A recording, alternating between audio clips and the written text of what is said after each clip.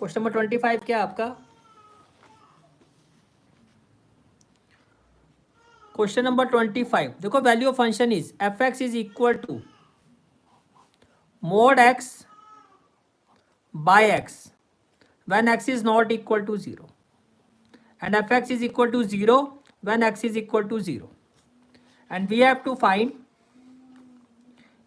find limit x approaches to 0 fx। ये आपका question है, ये आपका क्वेश्चन है।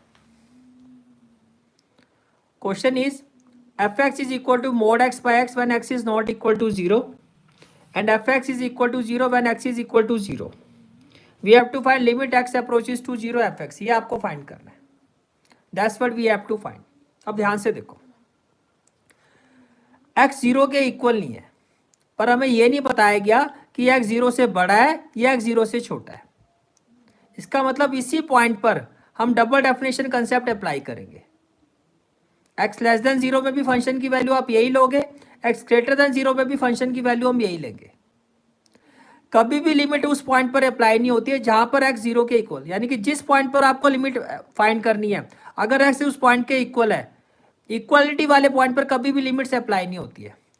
With respect to this point, या तो x 0 से छोटा होगा तब आप लिमिट अप्लाई कर सकते हो, या x 0 से बड़ा होगा तब आप, क्योंकि लिमिट हमेशा हमें नियरेस्ट वैल्यू देती है उस पॉइंट पर। एग्जैक्टली 0 पर कभी लिमिट है, क्योंकि ये तो आपको एग्जैक्टली पता है भैया जब x 0 के इक्वल हो तो आप कह रहे हो फंक्शन की वैल्यू 0 है। अब इस पर क्या लिमिट अप्लाई करोगे, तो आपको खुद ही पता है कि इसकी वैल्यू क्या है। x 0 से छोटा है या 0 से बड़ा है, तब लिमिट अप्लाई करने पर वैल्यू क्या आएगी, ये हम फाइंड करते हैं। और अगर आप ध्यान से देखो तो आप देख सकते हो कि ये साइनम फंक्शन है।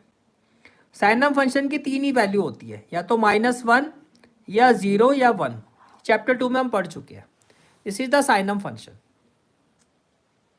बात समझ में आ रही है? ठीक है, तो देखो, can I say that here fx is equal to, पहले आप ये देखो, here fx is equal to mod x by x which is equal to, क्या मैं देखो मोड की दो वैल्यू होती है, एक तो होती है -x, मोड की दो वैल्यू होगी -x और +x। तो अगर मोड -x के इक्वल होगा तो ये होगा -x by x which is equal to -1।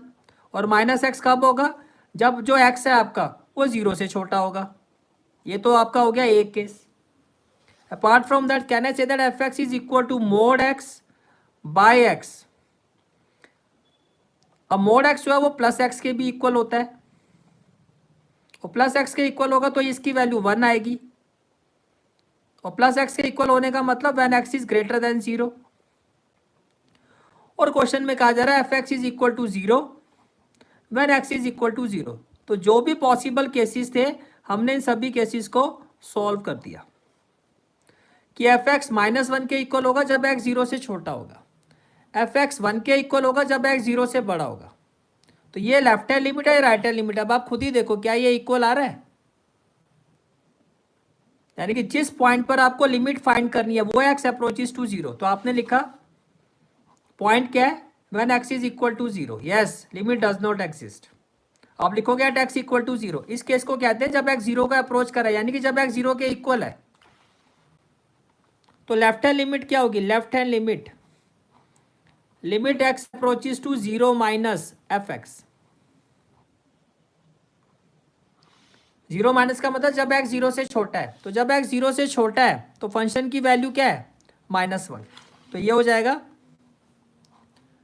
Limit x approaches to 0 minus, इसकी जगह हो जाएगा -1। तो it will be equal to -1, क्योंकि यहां पर आप इसको रखोगे -1 ही आएगा। ये तो आ गया आपका लेफ्ट हैंड लिमिट। अब बात करते हैं राइट हैंड लिमिट की। Limit x approaches to 0 plus fx। अब जब x 0 से बड़ा है तो फंक्शन की वैल्यू क्या करना है, तो ये हो जाएगा it is equal to limit x approaches to 0 plus, ये हो जाएगा 1। तो ये 1 के इक्वल ही आएगा। अब आप देखो लेफ्ट हैंड लिमिट की वैल्यू आ रही है -1 और राइट हैंड लिमिट की वैल्यू आ रही है 1। क्या ये इक्वल आ रही है, नहीं आ रही है। As left hand limit is not equal to right hand limit. ठीक है, तो आप क्या कहोगे,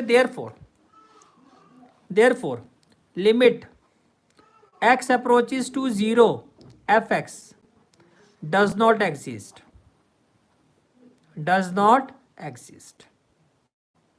and this is the final analysis of question number 20.